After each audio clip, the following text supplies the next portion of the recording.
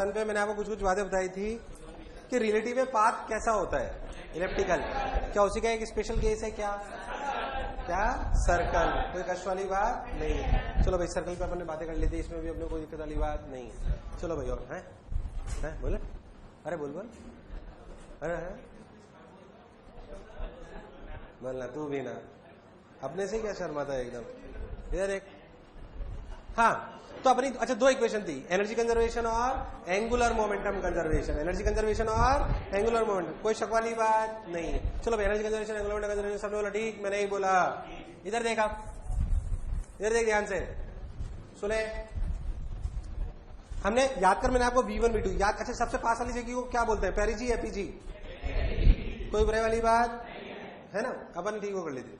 अच्छा ये चीजें मैं जानते हैं। अच्छा मैंने आपको बताया था कि एरिया क्या होता है एलिप्स का, pi A b. Equation x square by a square plus y square by b square बराबर 1। A is the semi major axis, b is the semi minor axis. Eccentricity a e, focus होता है ए ई और minus ए ई पे, ए ई और minus ए ई पे। जो minimum दूरी होती है वो होती है A1 माइनस ई, और जो मैक्सिमम दूरी होती है वो होती है A1 प्लस ई। सबने बोला ठीक, मैंने भी बोला ठीक, कोई बुराई वाली बात नहीं। चलो भाई, और देख अपन उसी पे और आगे चर्चा करते हैं। असलियत में मैं आपको बताऊं तो आपने जो इलिप्टिकल पाथ पढ़ा उसके बारे में बता। मैंने आपको बताया था कि अगर रफ्तार रिवाइज करा रहा हूं, अगर किसी पर्टिकुलर आर हाइट से छोड़ दूं तो पाथ कैसा होगा, √GM by R circle, √2GM by R, और अनंत पे कहां पे, उससे भी ज्यादा हो तो हाइपरबोले, कोई बुराई वाली बात। बट अगर वेलोसिटी √GM बाय आर से लेकर √2GM बाय आर के बीच में हो, इलिप्स। क्या चीज, क्या चीज, इट इज इलिप्स, कोई बुराई वाली बात नहीं है। हाँ ना बोले यार, वो इलिप्स है। अच्छा अगर 0 से लेकर √GM बाय आर के बीच में, तब भी क्या इलिप्स है? नहीं, आर्क ऑफ इलिप्स तो जरूरी नहीं, इलिप्स होगा, बट अगर वो अर्थ से टकराएगा तो शेप क्या होगी, आर्क ऑफ इलिप्स। पैराबोला होगी, जरूरी नहीं। फिर मैंने आपको इलिप्स पे चर्चा कराई, अपने एंगुलर मोमेंटम, अपनी एनर्जी कंजर्वेशन, सबने बोला ठीक, मैंने ही बोला। अब एक्चुअली 3 नियम है केप्लर्स लॉ। क्या लॉ? अपन ने केप्लर्स लॉ के बारे में अगर अपन बात करें तो केप्लर्स लॉ के बारे में अपन चर्चा करी। हाँ मैं चर्चा कर रहा हूँ, कभी सुना है केप्लर्स लॉ? कभी सुना होगा, आया होगा कहीं यार, 10th में आता है शायद, क्या असंभव बोर्ड में तो नहीं आया होगा, आता है, आता है, आता है, आता है 9th 10th में, ठीक नहीं आता बस है? हाँ अब कोई बात नहीं, मैं पढ़ा रहा हूं ना, लड़ क्यों रहे हो, तलवारें ले आता हूँ, लड़ने लगे हो यार। और तू भी किससे लड़ रहा हूँ, उससे शर्म नहीं आ रही तेरे को? चल एक मुक्का मारेगा मर जाएगा तू अभी। तो गाड़ी है तो क्या हुआ उसमें, गाड़ी से है कौन सी, स्कूटी। तो ये कौन सी गाड़ी है बे, साले स्कूटी तेरे को टक्कर मारेगी, साले स्कूटी चूर चूर हो जाएगी। इधर देख, इधर देख, इसको मत बिठाना।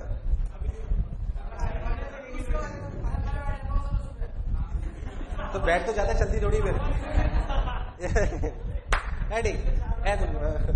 हाँ तो जो अपना केप्लर्स लॉ है, केप्लर ने 3 नियम दिया, हालांकि उनके प्रूफ आप बोलो तो प्रूफ भी बता दो। आउट ऑफ कोर्स में, in the course Kepler's law नहीं, लॉ एक्चुअली वो लॉ पहले दिए गए थे पर उनके प्रूफ आ गए धीरे से। असली में कुछ लॉ का ऐसा बोला गया, लॉ नहीं है हालांकि, वो इन्हें केप्लर्स थ्योरी बोलना चाहिए रियलिटी में, लॉ के कोई प्रूफ। बट एक्चुअली कई बार ऐसा हुआ है कि लॉ देने के बाद उनके प्रूफ, तो उनको उससे वैसे ही कहा जाता है रियलिटी में। बट अगर बात करी जाए तो लॉ का कोई प्रूफ, नियम का कोई बेस, जैसे लॉ है GM1M2 बाई आर स्क्वायर, इस तरीके। हालांकि कई लॉ पहले दिए गए फिर उनके प्रूफ आ गए, वो एक अलग बात है, तो वो वैसे चले आते हैं, वो एक अलग बात, आप ऐसा समझो। तो केप्लर के नियम अपन बोले, केप्लर का पहला लॉ जो बोला गया, उन्होंने ये बोला, पूरी दुनिया को ये बताया कि ऑल द प्लैनेट्स रिवॉल्व, उनका पहला नियम था कि all the planets revolve around the sun in an elliptical path, in an. उसके पहले लोग बात सोचते थे कि शायद घूम रहे हैं या चल रहे हैं या कुछ नहीं हो रहा है, या कुछ लोगों ने बोला कि वो कैसे चलते थे, सर्कल। बट इनकी बात इसलिए मानी गई क्योंकि वो सही सिद्ध हुआ बाद में सब चीजें करने के बाद। तो उनका पहला नियम था, जो पहला लॉ उन्होंने बोला वो ये था कि all the planets revolve around the sun in a, लिख लो Kepler's first law, all the planets revolve around the sun, all the planets revolve around the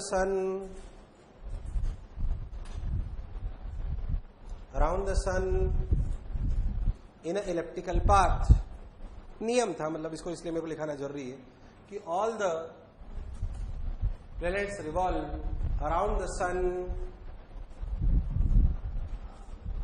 in an elliptical path. In an elliptical path. बोलो clear है?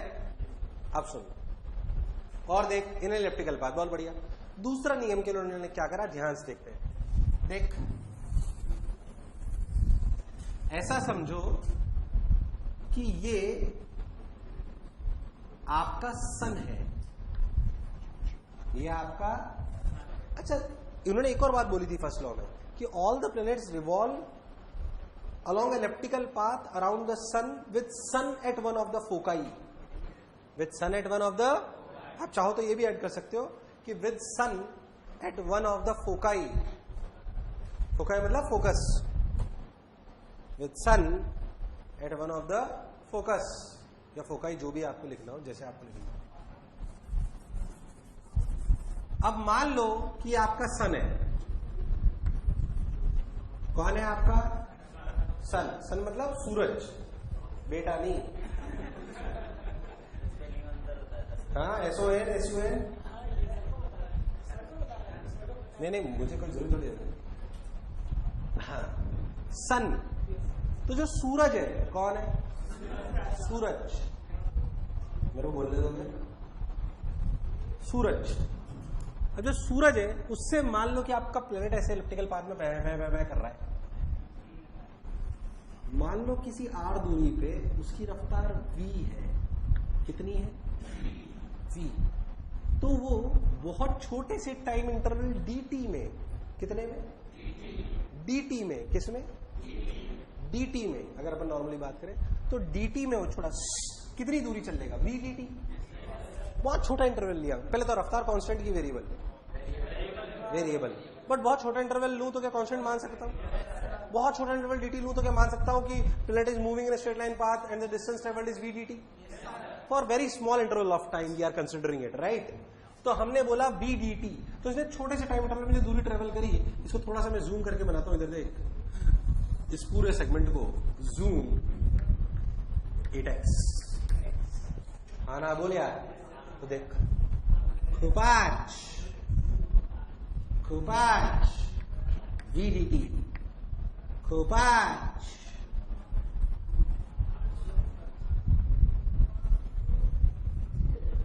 नहीं आया। अरे आया नहीं आया, बहुत बढ़िया सर। अब अगर आप बहुत ध्यान से देखो तो ये दूरी r, ये दूरी अच्छा, ये angle theta, angular momentum conserve तो है ही। तो बोला का नहीं, क्या पता नहीं चले, बोलना है बस। Mass of satellite into v into r sine theta. क्या एम आई करेक्ट या नहीं आया? अरे आया नहीं आया। ओके, ये ऐसे h हाइट ले लो। क्यों मैं कर रहा हूं, अभी तुम्हें सब समझ में आ जाएगा। ये v dt, ये थीटा, ये कितना? 180 माइनस थीटा, 180 माइनस क्या? Sine 180 minus theta, sine. आप कहां से प्रकट हुए? कौन बैच कहां? तो यहां कैसे? चैप्टर के बीच में आया है। चमत्कारी नहीं लगूंगा मैं तेरे को? हाँ, बैठ जा, पर सूढ़े शक्ल ऐसे लग रहा है साले बीवी मर गई तेरी, तब तो खुश होगा। साइन 180 माइनस थीटा, कोई बुराई वाली बात, कोई टेंशन वाली बात नहीं। हाँ सुन, साइन 180 माइनस, अच्छा साइन 180 माइनस थीटा कितना वो बताना जरा? h upon v dt। तो h के लिए कितनी हुई? v dt। यार हाँ ना साइन थीटा, कोई बुराई। मैं जो ये एरिया बना ना, ये जो ऐसे एरिया बनता है, ये मुझे असलियत में ये एरिया निकालना होता है, D A, area swept by the satellite. ये सेकंड लॉ है, ध्यान से सुने, डी ए, उसका प्रूफ बता रहा हूं, वैसे तो लॉ है, लॉ क्या बोल रहा था बाद में बताएंगे। तो जो छोटा सा एरिया लिखा गया डी ए इस पूरे का, क्या उसे लिख सकता है half base into height, that is क्या हाफ आर ए। देखो गलती नहीं करूं क्योंकि कई बार ये जनरली कराते नहीं ऐसा प्रूफ। तो देख हाफ आर एच, सॉरी बोलो क्लियर है क्या एकदम, हाफ आर एच, सबने बोला ठीक, मैंने ये बोला आर, अच्छा एच के लिए कितनी है बताना जरा, V D T sine theta. यार हाँ ना बोल। अगर आप बहुत ध्यान देखो तो DA by D T is equals to half R we sine theta. मैं कह रहा हूं इसे मास से डिवाइड करो सैटेलाइट के और मल्टीप्लाई करो।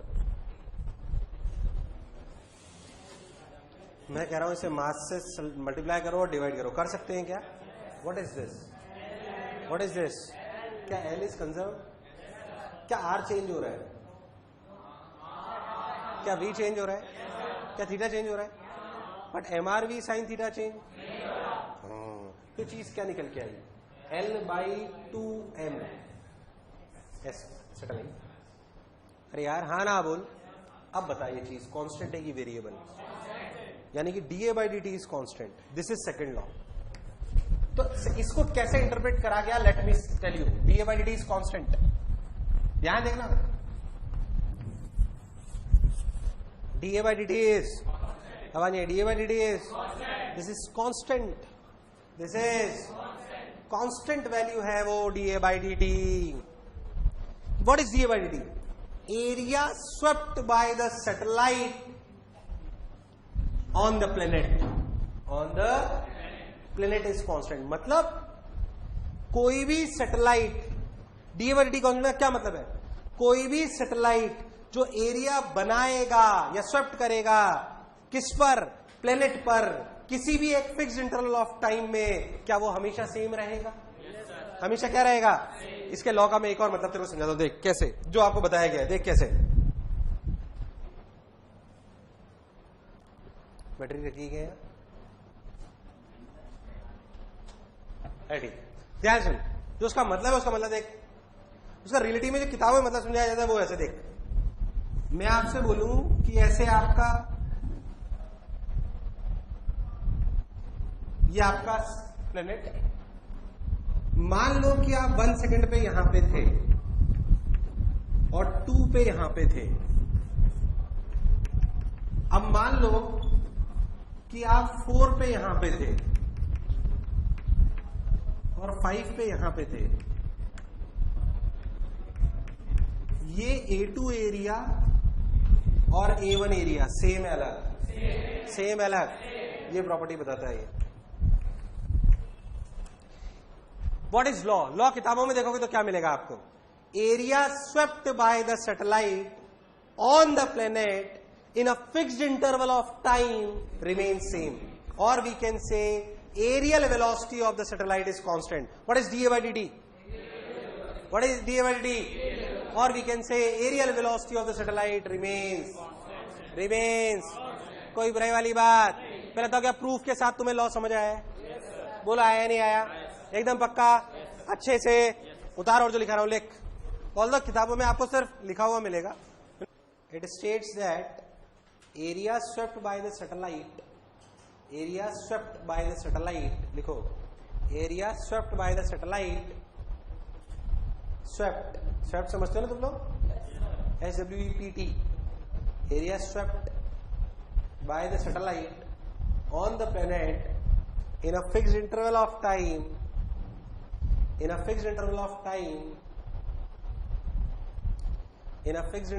time, remains same, or we can say aerial velocity, of the satellite, or we can say aerial velocity of the satellite is constant. Aerial velocity of the satellite is constant. What my point? Aerial velocity of the satellite is constant. क्या आपको law चाहिए? समझ आया? सवाल कैसे आते हैं मैं आपको बताता हूँ. इट्स अ मुंडी क्वेश्चन, सिंपल. गलत मत करना कोई भी, प्लीज गलत मत करना. कैसे सवाल आते हैं? जेई पूछ चुकी है इस तरीके का जो मैं आपसे पूछ रहा हूं. देख ध्यान से देख. मान लो मैं आपको बोलूं, बात नहीं, मान लो मैं आपको बोलूं कि ये आपका सैटेलाइट है, सॉरी प्लेनेट है. क्लियर? या सन आर जो भी आपको लेना ले लो. मान लो कि यहां से यहां तक सैटेलाइट के जाने का टाइम t1 है. कितना है? और यहां से यहां तक आने का टाइम t2 है. Option are. इट्स अ मुंडी क्वेश्चन. t1 बराबर t2, b t2 greater then t. मुंडी सवाल डिस्कशन मत कर लेना. c t1 greater than t2, d depends on a and b.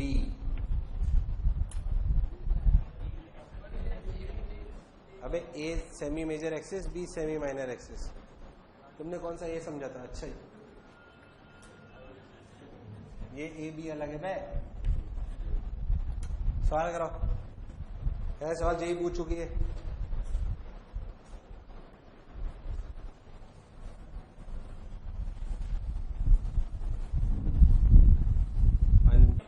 ए सही है भाई, ए गलत है भाई, बी सही है भाई.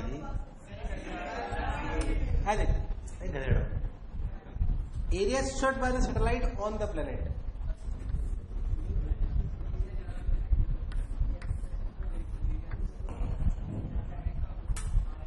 कौन सा एरिया ज्यादा है? ये वाला कि वो वाला? तो टाइम भी ज्यादा है. खत्म. Area swept by the satellite on the planet. Area swept by the satellite on the planet. Every line is important. क्या आंसर है? सी. कंसेप्चुअल सवाल, क्लैरिटी जो लाता हूं. अब गलत मत करियो, बिल्कुल वैसा ही. यहां प्लेनेट. क्लियर? ठीक. पार्टिकल गया यहां से यहां और फिर गया यहां से यहां. This is T2, this is T1.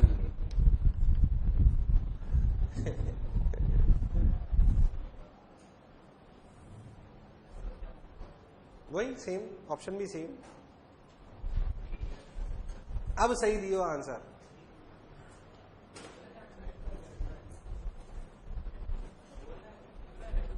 है? हाँ बोलो. मुंडी नहीं है इसमें, बोलो. दिखाई दे रहा है डायरेक्ट. जल्दी बोल. कौन सा एरिया ज्यादा? ये कि ये? कौन सा टाइम ज्यादा है? T2 की T1, T2 की T1. वो एक टाइम की रेट सवाल है. अरे बोल है कि नहीं है? छोटी छोटी बातें और पूछता हूं इसी में. देखो ध्यान से इधर सुन. बातें नहीं. मान लो मैं आपको बोलूं कि एक सैटेलाइट है जो एक प्लेनेट के आसपास आजू बाजू ऐसे घूम रहा है. बोलो क्लियर? कुछ स्टेटमेंट्स बोले गए. क्या बोले गए? Let me tell you. कि पोटेंशियल इस पूरे प्रोसेस के दौरान, पूरे पाथ मतलब पूरे एक चक्कर में, इन वन चक्कर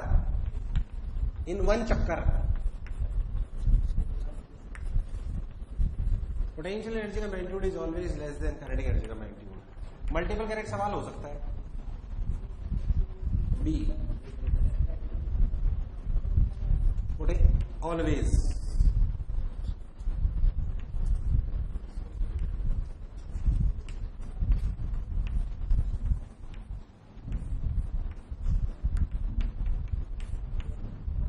ऑलवेज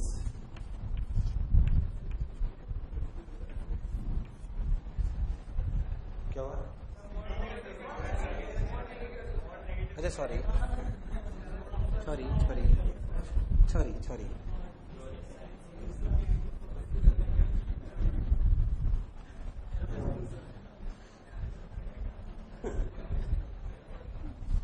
बस 3 ही है।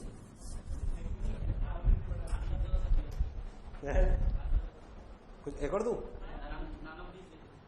हाँ ओके।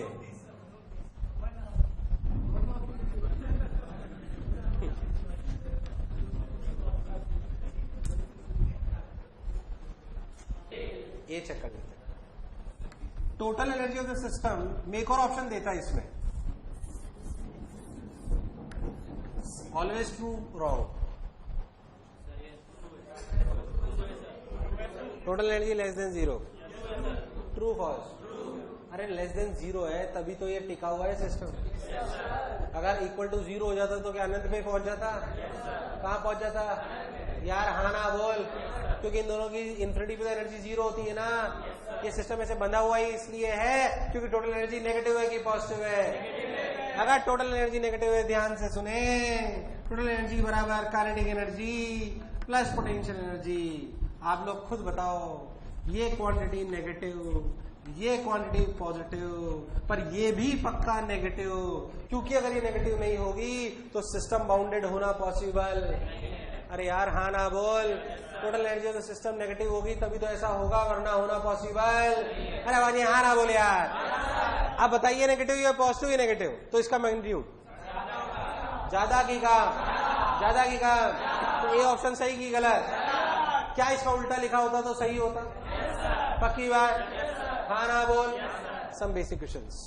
पहले था जो बोला चमका। छोटे छोटे सवाल आते हैं, बाकी डीएवरीटी पे आपको लॉ याद होना चाहिए, कोई परेशान होने वाली बात। ऐसे ले Kepler's third law,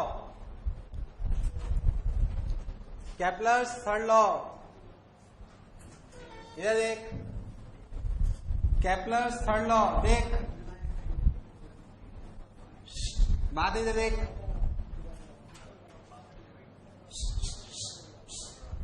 Kepler's third law इधर सुन। केप्लर्स का तीसरे नियम के लिए मैं आपको बात करूं उन्होंने करा क्या। एक्चुअली केप्लर साहब बहुत परेशान थे टाइम को लेके, उनकी बीवी भाग गई थी। अरे पैसे लेके भागी थी। हाँ बोल भाई। तो ऐसे अपना ये था, ये सभी मेजर एक्सेस, इसका एरिया कितना होता है? एक्चुअली सेकंड लॉ को ध्यान से देखें तो D A by D T, proof बताता हूं इसका भी। D A by D T आया था L/2M, कुछ याद है? L/M कोई सेकंड लाइट जो भी याद हो, इधर ले लो सन को। तुम्हें अगर याद हो तो मिनिमम दूरी कितनी होती है? A1 minus E। यहाँ पे रफ्तार आई थी V1, मैंने कुछ प्रूव कराया था उसमें, यहां लिया था यहां लिया था, पता नहीं मैंने प्रूव कराया था V1 नहीं लिया था ना, और यही V1 था ना। हाँ ठीक, हटे ये V1। अगर मैं आपसे एक सिंपल सा लॉजिक पूछूं कि अगर इस सिस्टम का आपको एंगुलर मोमेंटम लिखना हो तो क्या आप एंगुलर मोमेंटम लिख सकते हो? L बराबर M of satellite into V1 into A1 minus C।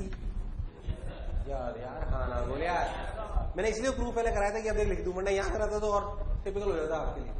तो आपने लिख दिया एंगुलर मोमेंटम, ये चीज कांस्टेंट है वेरिएबल, क्योंकि तो इसमें हाँ एंगुलर मोमेंटम होता है MRV sine theta. R change हो रहा है, V चेंज हो रहा है, थीटा चेंज हो रहा है, but MRV sine theta change, उसकी वैल्यू यही है, कहीं पे भी लिखो, कोई बुराई वाली बात। अब पीछे से मुझे इस V1 की वैल्यू बताओ, तो तुमने निकाली हुई है, सब लोग सही बताएंगे। Under root GMP by A1 minus E 1 plus E into A। मैंने सही लिखा है क्या? अरे हाँ ना बोल। अच्छा क्यों मैं ऐसा कर रहा हूं तो मैं भी लॉजिक समझ में आ जाएगा, ध्यान सुनो। पहली बात ये आपका एंगुलर मोमेंटम है, कोई दिक्कत वाली बात? हाँ ना बोल। क्यों मैं ऐसा लिख रहा हूं थोड़ा क्लैरिटी हो जाएगी अभी थोड़ी देर। उन्होंने सेकंड लॉ को ध्यान देकर उन्होंने बोला DA बाई DT। सोचो अगर मैं पूरा चक्कर करूं तो DA कितना? फॉर वन चक्कर, फॉर वन चक्कर what is D A? Pi A B, where A is the semi major axis and B is the. अच्छा, what is dt? T, that is time period. यार हाँ ना बोल. Actually इस time period को निकालना ही उनका एक टारगेट था कि what is the time period. भाई सर्कल में टाइम पीरियड निकालना बहुत आसान है. क्यों आसान है भैया? 2πr/v, कोई टेंशन. इलिप्स में थोड़ा इतना आसान है. इलिप्स में रफ्तार हर जगह सेम है कि अलग? सेम के अलग, सेम के अलग. तो आपको अलग तरीके से निकालना पड़ेगा, वो ये तरीका है. अब ध्यान दें इन्होंने क्या लिखा. इन्होंने लिखा pi A b by time period equals to L/2ms. Yes और नो? अरे यार, so what is time period? What is time period? 2πABms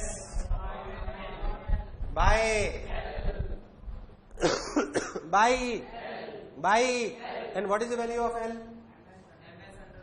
ms. अगर आप वो ध्यान दो तो क्या लिखोगे? 2πA. अच्छा, b की वैल्यू क्या थी? भूल गया तू? a के टर्म्स में लास्ट में लिखाइए. a√1 - e². a√, सही तो कर रहा हूं ना मैं? √1 - e². आंसर नहीं आएगा, ध्यान देखना. ms बाई l की value. ms √g mass of planet by a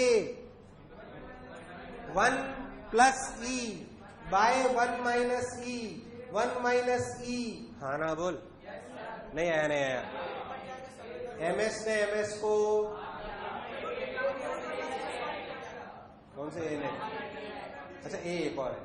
हाँ, इस a ने को मार दीजिए. देख ये मेरे को तो बोलने थे.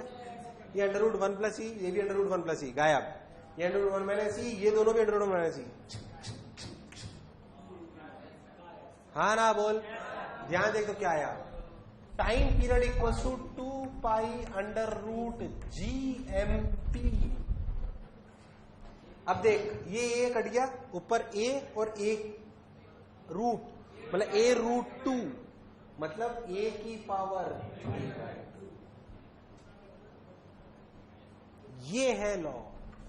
ध्यान से देखो तो इट्स अ कांस्टेंट टर्म.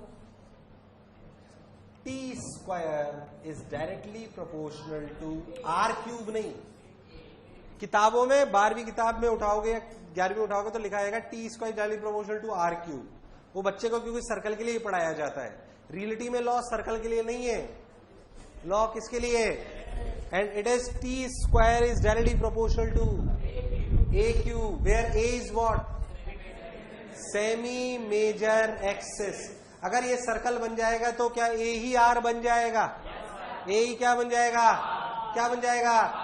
ये लॉ है रिलेटिव मेथड कि टाइम पीरियड, अरे यार हाँ ना बोल, कि time period of this of the satellite around the planet is directly proportional to a की power 3/2, where a is the semi major axis. कुछ फील आई प्रूफ की? समझ में आया मैंने पहले क्यों बताया था ये V1? यार हाँ ना बोलना पड़ेगा ताकि इस प्रूफ को फील कर पाए हम कि t² is directly proportional to aq. उतार जमूरो. इस तरीके की जी में आया था एक बार, हालांकि उससे डिफरेंट है. बिल्कुल ऐसा ही पाथ है, सिर्फ एक डिच है इसमें, इस पाथ में. फिर वही वॉल को छोड़ा गया, same height, everything is same, else everything is same. इसको टाइम लगा यहां से यहां तक t1, इसको लगा t2. कौन ज्यादा है कौन कम? t1 बराबर t2, t2 greater than t1, t1 greater than t2.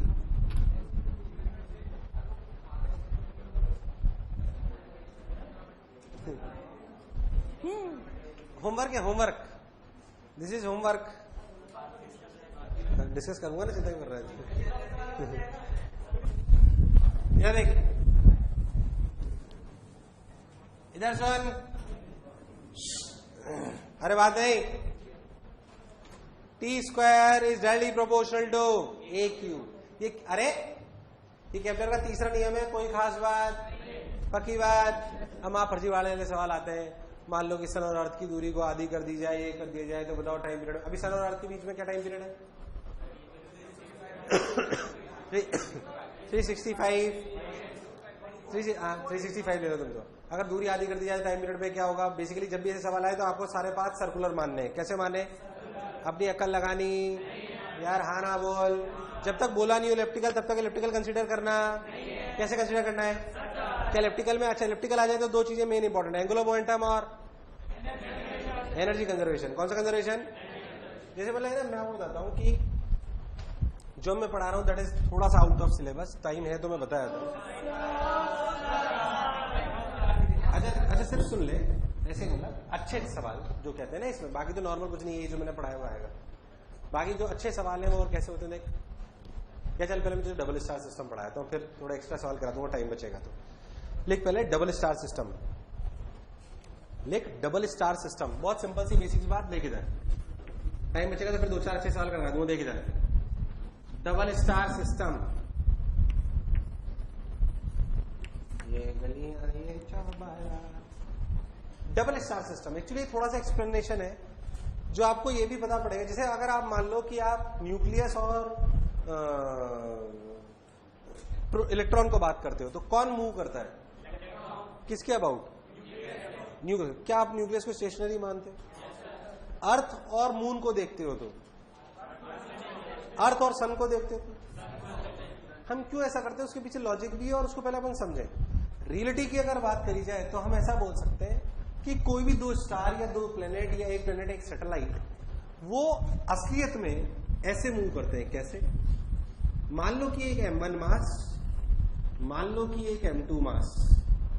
ये ऐसा नहीं हो सकता कि M1 मास फिक्स्ड हो जाए और M2 मास घूमता रहे, ऐसा नहीं होता। रियलिटी में किसके अबाउट घूमते हैं? क्योंकि ध्यान से सोचो तो अगर इस पे अपन करते क्या थे, लॉजिकली सोचो पहले। आप इसको स्टेशनरी मान के इस पे ग्रेविटेशनल फोर्स लिख देते थे G_M1 M2 बाई, और उसको mv² के इक्वेट कर देते थे। अरे इस पे फोर्स लगा, वो तो इस पे भी तो लगा यार, तो ये कैसे स्टेशनरी रह सकता है? अगर लॉजिकली सोचे तो स्पेस में हमने जो अभी तक करा उसमें हमने क्या करा? हमारी अर्थ और सन लिया मान लो आपने, तो अपन ने सन को स्टेशनरी मान लिया, अर्थ पे अपन ने फोर्स लगाया G mass of planet into mass of satellite upon r² बराबर mv²/r। यस और नो? अरे जो फोर्स अर्थ पे लगा वो सन पे भी तो लगा यार, तो और सन पे तो और कोई फोर्स है नहीं, तो स्टेशनरी कैसे रह सकता है? तो इसका मतलब हम लॉजिकली कहीं कुछ तो गलत है। तो असलियत में क्या कहानी है उसे सुने अच्छे से। रियलिटी में इस पे भी फोर्स लगता है और असलियत में इनका सेंटर ऑफ मास रेस्ट पे रहता है। If net force on the system is 0 it implies centre of mass is at नहीं, at constant velocity at. But अगर हम मान लें कि इनिशियली कोई वेलोसिटी नहीं थी तो centre of mass is at, पर उसका मतलब M1 M2 रेस्ट पर हो ये जरूरी। यही बात यहां पे यूटिलाइज करी गई कि अगर दो स्टार्स हैं जो आपस में घूम रहे हैं तो असलियत में वो किसी एक के अबाउट नहीं घूम रहे हैं, वो किसके अबाउट घूम रहे हैं? Centre mass. अगर सेंटर मास के अबाउट घूमेंगे तो दोनों पे कुल मिलाकर नेट फोर्स कितना है? 0। Centre mass will be at, centre mass will be at. यार आवाज ये हाँ ना बोल। अब ध्यान सुनो, क्या करा गया ध्यान से। मान लो कि कुल मिला के दूरी है r, ये दूरी है r1, ये दूरी है r। आपको अगर पुरानी बातें याद हो तो ध्यान से देखें, r1 बराबर m2r अपॉन, सही बोल रहा हूं क्या? हाँ ना बोल, हाँ ना बोलना पड़ेगा। ऐसे ही r1 सॉरी r2 m1r भाई, सही बोल रहा हूं क्या? चलो भाई बहुत बढ़िया। अगर आप बहुत सेंसिबली चीजों को देखो तो आपको कैसी चीजें दिखाई देगी, देखे ध्यान से आपको समझ में आएगा कि किस तरह की बातें। देख ध्यान से कि भाई असलियत में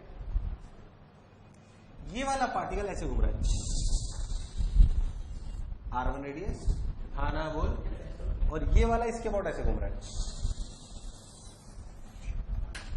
with r2 radius. This is the truth. मतलब असलियत में अगर ये दोनों ऐसे हैं तो कैसे घूम रहे देखो।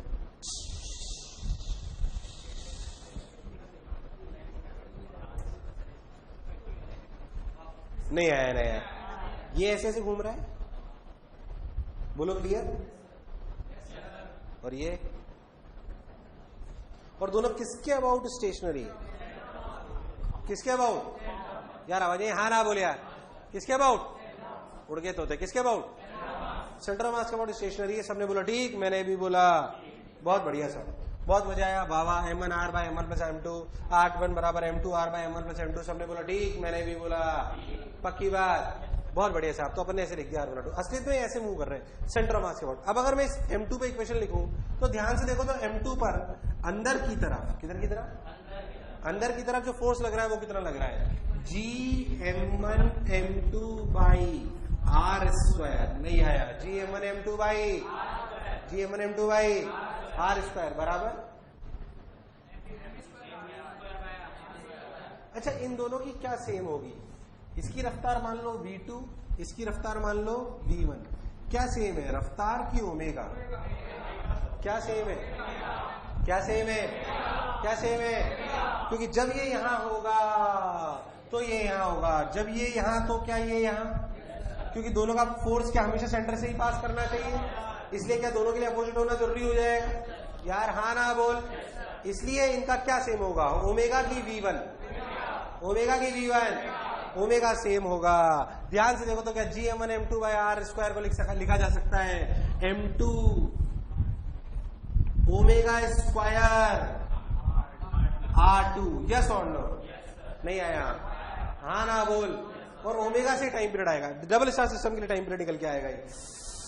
अगर आप बहुत ध्यान देगा, सोच, ओमेगा स्क्वायर r2 r1, ध्यान देख, Gm1 m2 ने इसको मार दिया, ये बचा m1, ये बचा r स्क्वायर बराबर ओमेगा स्क्वायर, r2 के लिए बोलना m1r अपॉन, सही लिखा है क्या मैंने सब कुछ, अरे सही लिखा है गलत लिखा है, हाँ ना बोल। यहां से क्या निकल आएगा, और ओमेगा निकल आएगा, तो ओमेगा की वैल्यू क्या होगी, 2 पाई बाई टी।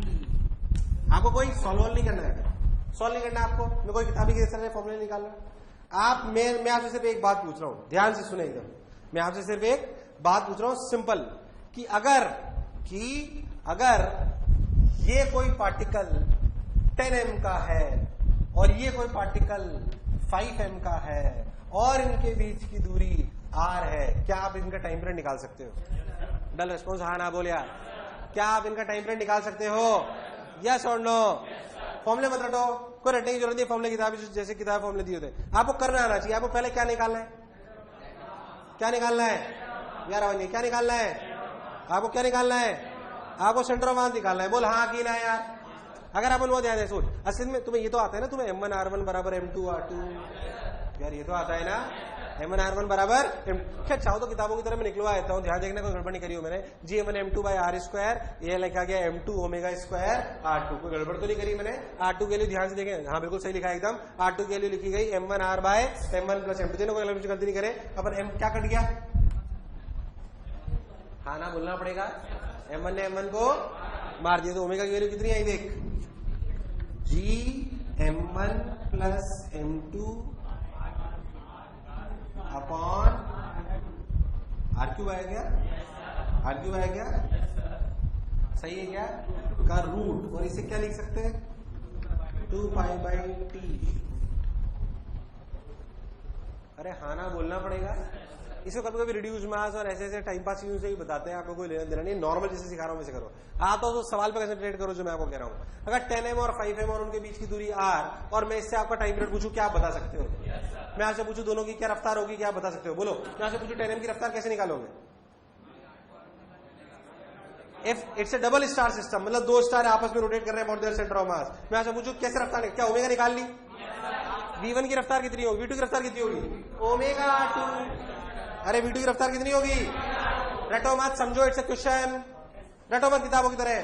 क्या आप हर चीज निकाल सकते हो, अगर 2 पार्टिकल आपस में सेंटर ऑफ मास के अबाउट घूम रहे हैं, क्या मैं उनकी ओमेगा निकाल सकता हूं, यस और नो, क्या मैं उनकी रफ्तार निकाल सकता हूं, रफ्तार v2 बराबर क्या लिखी जाएगी, ओमेगा r2, और v1 की ओमेगा, हाँ ना बोल यार, omega r2 and omega r1, सबने बोला ठीक, मैंने भी बोला ठीक। कुछ भी पूछे, मैंने निकाल जरूर दिया, वो एक अलग बात, बाकी आपको समझ में आना चाहिए कि करना क्या है। अब ऐसे मास आते हैं, एक 16m मास एक भी कुछ बात समझ में। अब कुछ बात लॉजिकली सुनते हैं कि यार अभी तक जो मैं करता आया था उसमें तो एक को स्टेशनरी मानता था, क्या मानता था, मैं आपको एक एग्जांपल देता हूं। एक मास है 1000 किलो, कितना है? दूसरा मास है 1 ग्राम। मान लो वो M1 मास है 1000 किलो। कितना? 1000 किलो। M2 है 1 ग्राम। सोच के देखो, what is the value of R1?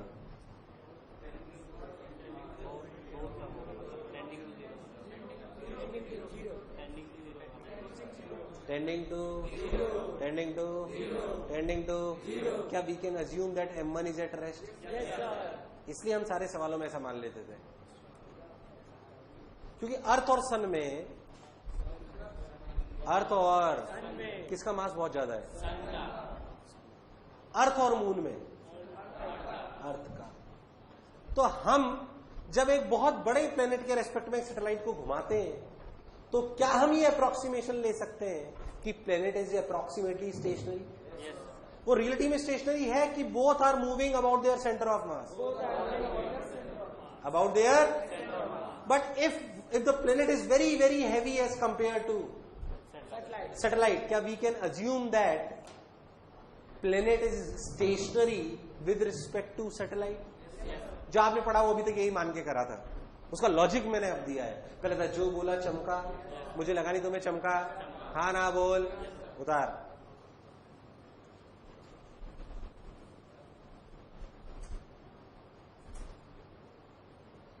हम तो भय परदेसी कि तेरा यहाँ कोई। मोबाइल पे क्या देख रहे थे? व्हाट्सएप लिखो। In reality all the planets and satellites, in reality all the planets and satellites revolve around their, all the planets and satellites revolve around their center of mass, around their center of mass.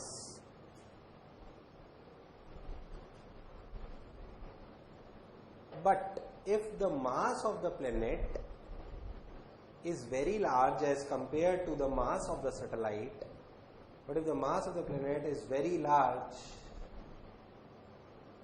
as compared to the mass of the satellite,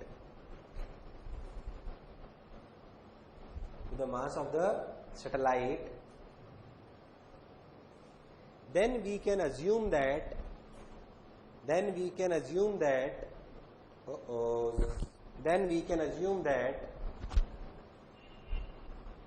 planet is stationary and satellite is revolving around it. Then we can assume that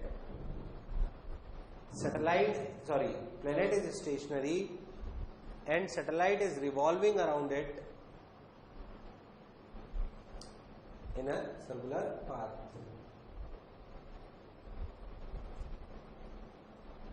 bracket में लिख लो, because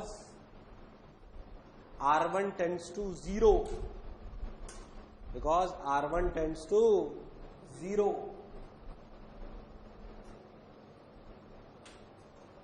बोलो clarity के एकदम, कोई बुराई वाली बात? और छोटे छोटे इक्का दुक्का सवाल पूछता हूं, देख कैसे। मान लो मैं आपसे बोलूं कि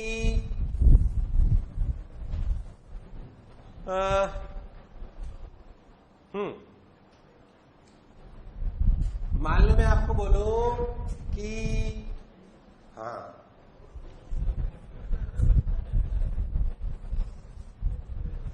एक सैटेलाइट है, एक ए, ये वैसे सर्कुलर का सवाल है, ए, और एक और सैटेलाइट है बी, एक और सैटेलाइट है बी। अगर एक का टाइम पीरियड, ए का टाइम पीरियड 24 आवर्स है, कितना है? ए का टाइम पीरियड कितना है? 24, और बी का 8 आवर्स, कितना? 8 आवर्स। और मान लो कि वो ए की जगह से चालू हो रहे हैं। कहां से चालू हो रहे हैं? ए की जगह से, ऐसे थोड़ा थोड़ा पास पास ले लेते हैं, ए और बी, ए और बी, ऐसे ऐसे। बोलो क्लियर? दोनों सर्कुलर में, बोलो क्लियर? ए और बी। अब मैं आपसे पूछ रहा हूं कि ए का टाइम पीरियड कितना है? टी ए का ले लो, चलो 8 आवर्स। बोलो क्लियर। और बी का 24 आवर्स। क्या ये दोनों एक दूसरे को पकड़ पाएंगे वापस?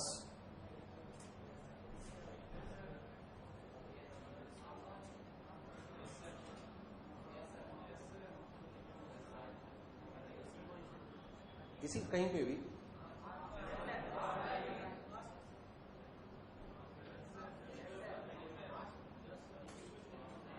यस और नो, यस और नो, सोच लो कितनी देर बाद? अरे ए का टाइम पीरियड कितना है? 8 घंटे। बी का 24 घंटे। कितना? क्या ए बी को वापस पकड़ पाएगा या बी ए को पकड़ पाएगा? कितनी देर बाद? Find out the time when both the planets या satellites again meet. Find out the time when both the satellites again meet.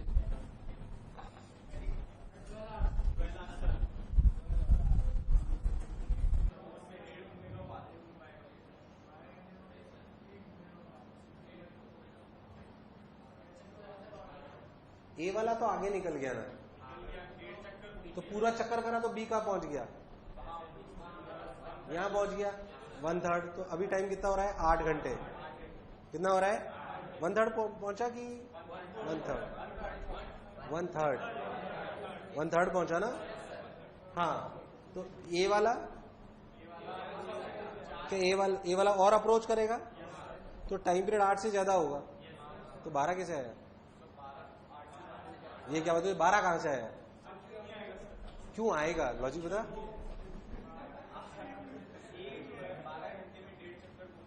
कौन? हाँ,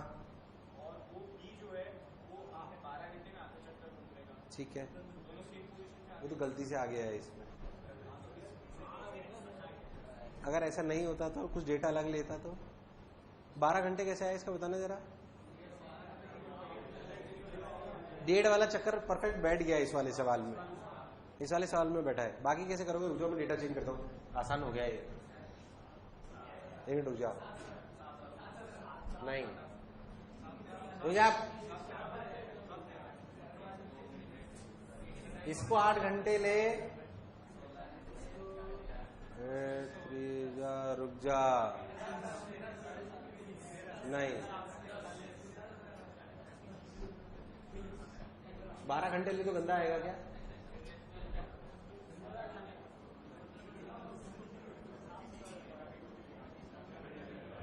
कोई अच्छा सा आंसर नहीं आना चाहिए, घूसा मार देना है मैंने।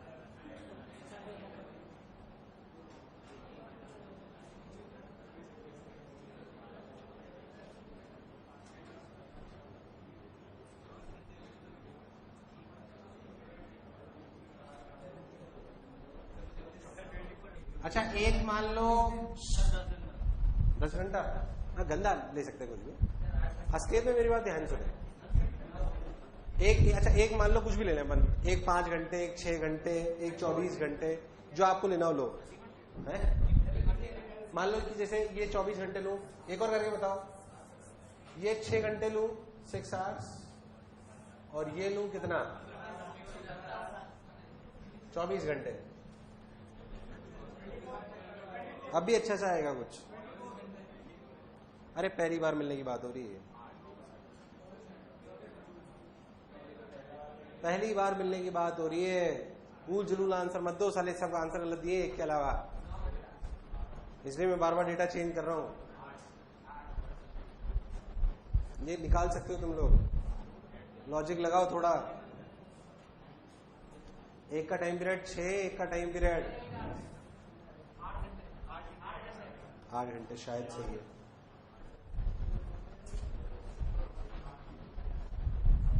बोलो बोलो बोलो। चलो मैं तुम्हें फॉर्मेट बता देता हूँ, छोड़। असलियत में एक सिंपल सी बात करें, जब भी ऐसे सवाल आए ना घूमने घुमाने वाले, तो एक बात सिंपल से लॉजिक तो लगाओ। जैसे मान लो इस वाले सवाल के लॉजिक में आपको समझाता हूँ। आप एक बात देखो कि जब ए पूरा चक्कर करके यहाँ आएगा, क्योंकि हमेशा आगे चल रहा है उससे, पूरा एक चक्कर करके 6 घंटे, जब ये 6 घंटे पूरे करके आएगा तो ये बी वाला कहां पहुंच चुका होगा? अगर आप बहुत ध्यान दो, जब ए वाला, ध्यान देखो, जब ए वाला पूरा चक्कर करके यहां आ जाएगा तो कुल मिला के टाइम 6 घंटे हो चुका होगा। इस समय पे ए यहां होगा, पर क्या बी वाला यहां पहुंच चुका होगा? अरे सही कर रहा हूं ना? कहां पहुंच चुका होगा? यहां पे। अब सोच, ए वाले को यहां आने में 1.5 घंटा लगेगा। कितना? जब ये 1.5 घंटे में यहां पहुंचेगा तो बी यहां रहेगा कि आगे चला जाएगा? तो सोच 7.5 घंटे से ज्यादा आएगा टाइम 7.5 घंटे से। गिनती तूने 8 कैसे सोचा? तुक्का।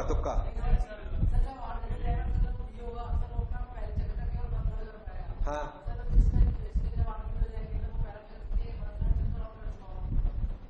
ठीक है, मेक सेंस।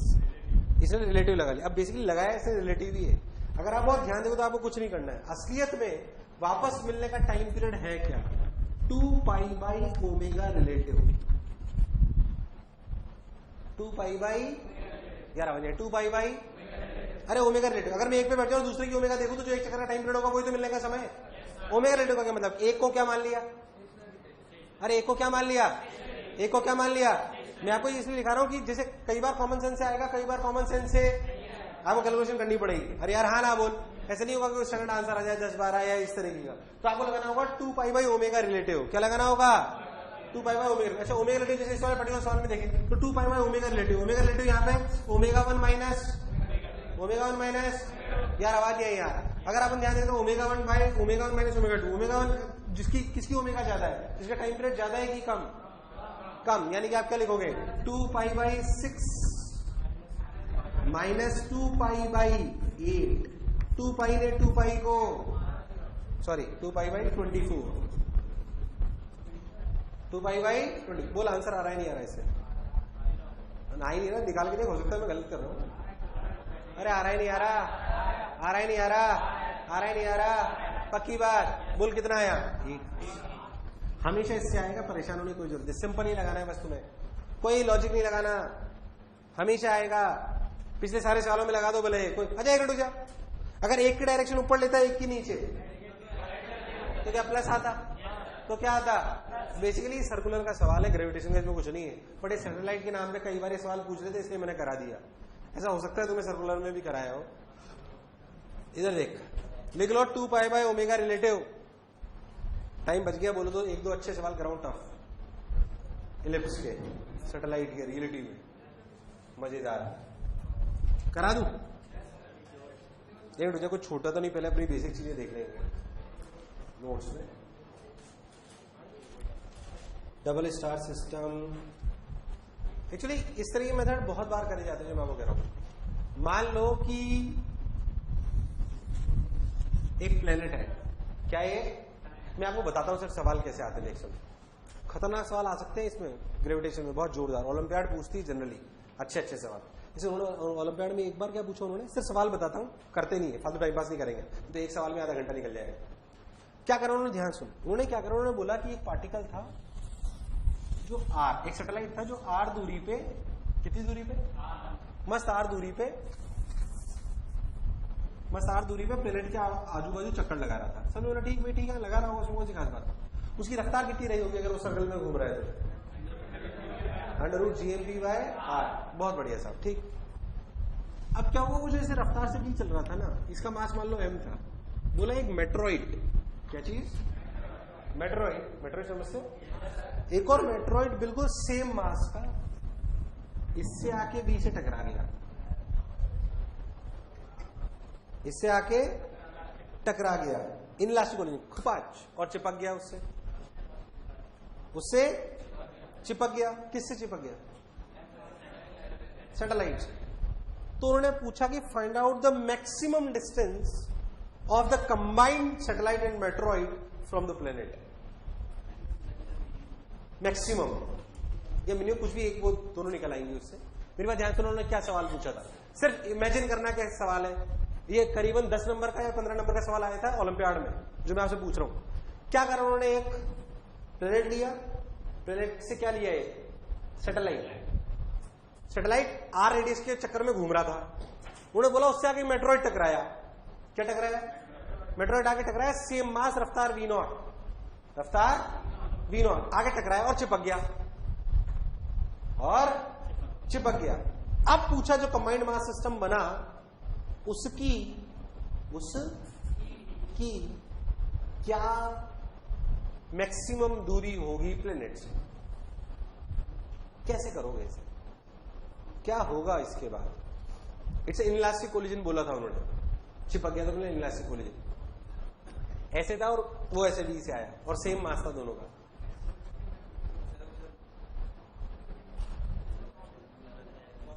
क्या ये अनंत पे चले जाएगा सिस्टम?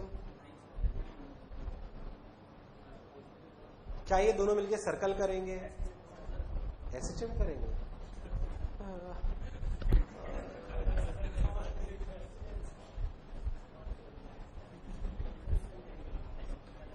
मेरा सवाल समझ आया? करना नहीं, सिर्फ सोचो, इमेजिन करो, खुद सोचो तो बहुत अच्छा लगेगा तुम्हें।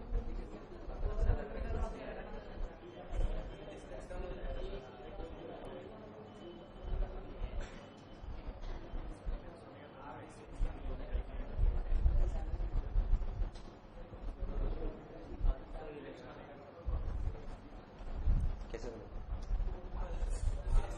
पाथ तो बदलेगा, सोचो, पाथ बदलेगा नहीं बदलेगा? पहले तो अगर आप देख क्या सोचना था सवाल में, सुन, 10 नंबर का सवाल था वो ओलंपियाड का। इधर सुन, क्या करना था? जो पार्टिकल था ना उसका मास अब कितना हो गया? 2m। इनिशियल हॉरिजॉन्टल में मोमेंटम कितना था? mv। कितना था? 2mv डैश, यानी कि v/2 यार, और वर्टिकल में भी तो कुल मिला के अच्छा v की वैल्यू कितनी है? √GMP/r। यस और नो? यार नहीं आया यार, अरे नहीं आया। अब रफ्तार कितनी हो गई? √GMP/2r। यस और नो? हाँ, बात सही कह रहे हो सर आप। इसका मतलब अच्छा, एस्केप करने के लिए वेलोसिटी कितनी चाहिए? याद है कि भूल गया? अगर आप बहुत ध्यान से सोचो तो ये एस्केप तो नहीं हो सकता। एस्केप तो बोल नहीं हो सकता ना? या हो सकता है? हो सकता है, नहीं हो सकता? अच्छा, यानी कि अगर आप बहुत ध्यान से सोचो तो ऐसे, ये ऐसे यार, और पार्टिकल की रफ्तार ऐसे, और पार्टिकल की रफ्तार, अरे नहीं आया यार, आया नहीं आया। ऐसी सिचुएशन, अच्छा ये भी हमें पता है कि जब बाउंडेड, यानी कि पार्टिकल इज बाउंडेड और अनबाउंडेड। बाउंडेड तो पाथ एक ही हो सकता है, इलिप्स। क्या उसी इलिप्स का एक स्पेशल केस था? सर्कल। क्या था? एक सर्कल। ध्यान दो तो दिस इज सिचुएशन, ये angle 45 and this is v/√2 whatever it is, जो भी आपको दूरी लेनी हो, v के लिए आपको पता है, बोल पता नहीं पता। It will take elliptical path like this.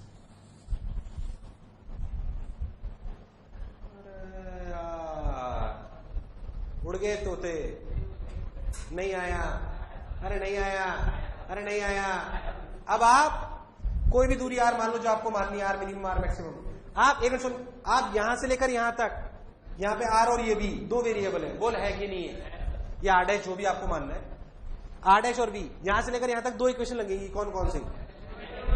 Energy conservation और जब इक्वेशन को सॉल्व करोगे तो आर में एक क्वाड्रेटिक बनेगी। आर में क्या बनेगी? तो उसके दो सॉल्यूशन आएंगे, एक मैक्सिमम वाला और एक, तो आंसर देने दो। ये करना था सवाल में।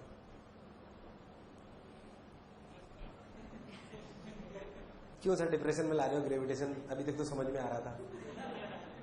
हाँ ना बोल, ये सवाल था 10 नंबर का, इसको पूरा सॉल्व करना था ढंग से। इतना बताने के बाद भी तुम गलती कर जाओगे, क्योंकि एंगुलर मोमेंटम कंजर्वेशन ढंग से लगाना पड़ेगा, उसमें एनर्जी कंजर्वेशन ढंग से लगाना पड़ेगा। अरे यार हाँ ना बोल, फिर सॉल्व करोगे तो क्वाड्रेटिक बनती है, जब तक तो बच्चा हिम्मत ही हार जाता है। बट करना यही था जो मैं आपको कह रहा हूं। अरे बोलो हाँ ना बोलो यार। अब सुन, एक बार उन्होंने ओलंपियाड में बहुत शानदार सवाल पूछा। उन्होंने क्या करा? सिर्फ सुन ले, करा नहीं रहा हूं, टेंशन मत लो, सिर्फ देखोगे अच्छा ऐसे ऐसे होते हैं। देख, ओलंपियाड्स में ग्रेविटेशन सवाल ज्यादा पूछे जाते हैं, थोड़े अच्छे होते हैं। इधर देख, एक बार उन्होंने क्या पूछा? उन्होंने पूछा कि मान लो कि एक सैटेलाइट ये आर रेडियस के सर्कल में घूम रहा है, कोई भी प्लेनेट है, सैटेलाइट या कोई रॉकेट, जो भी मानना है, वो घूम रहा है आर रेडियस के उसमें। उन्होंने बोला कि इसके अंदर एक एस्ट्रोनॉट है, क्या है, उस एस्ट्रोनॉट को धरती पर इस जगह कोई पैकेट भेजना है, अपने बच्चे को गिफ्ट भेजनी है। यार हाँ ना बोल, कैसे भेजेगा?